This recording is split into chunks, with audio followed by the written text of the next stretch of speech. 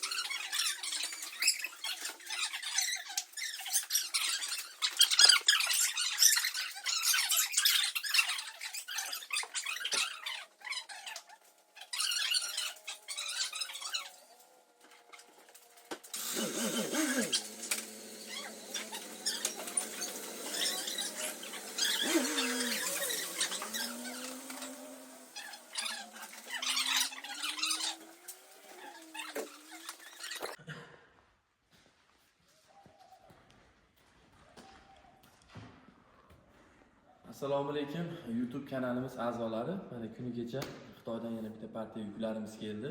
Bu nima deganlarga hozir ochib ko'rsatamiz. Ishlatib ham ko'rsatib beramiz, xudo xolasa sizlarga. Mana bu narsamiz Xitoydan keldi. Xitoyning Yivun shahridan. Bu asosan xonadonlarda ayollarimiz ishlatadi. Juda ham trendga chiqqan mahsulot. Ya'ni qaranglar, ko'rishingiz mumkin 4 ga 5 20 ta, pastida 20 ta. Bitta korobkada 40 dona bo'ladi. Bu narsa kimga kerak bo'lsa, pastdagi nomerlarga aloqaga chiqaverasizlar. Optim hamda donaga kelishilgan holda beramiz. Obunachilar, bu narsamiz 400 gram. Bitta korobkada 40 ta dedik. Endi buni qulaylik va kamchiliklarini aytib o'tamiz. Kamchiligi deyarli yo'q, lekin hozir sizlarga bitta video ham qo'yamiz. Bu videoda ko'rasizlar. Nirjavika narsalarni ketkazadi deyilgan, lekin biz kundalik hayotimizda, ya'ni xonadonlarda montqosqonlar, sirli choynaklar shunaqalar qorayib qolsa, oqartirgani juda yaxshi vosita bu. Po'lat cho'yon qozonlarimizni ham oqartiradi, faqat ozgina vaqt, ya'ni muddat talab qiladi. Juda ham yaxshi narsa, hozir rosa zo'r ketyapti. Xitoy kuli ham deyishyapti, ko'k gel ham deyishyapti.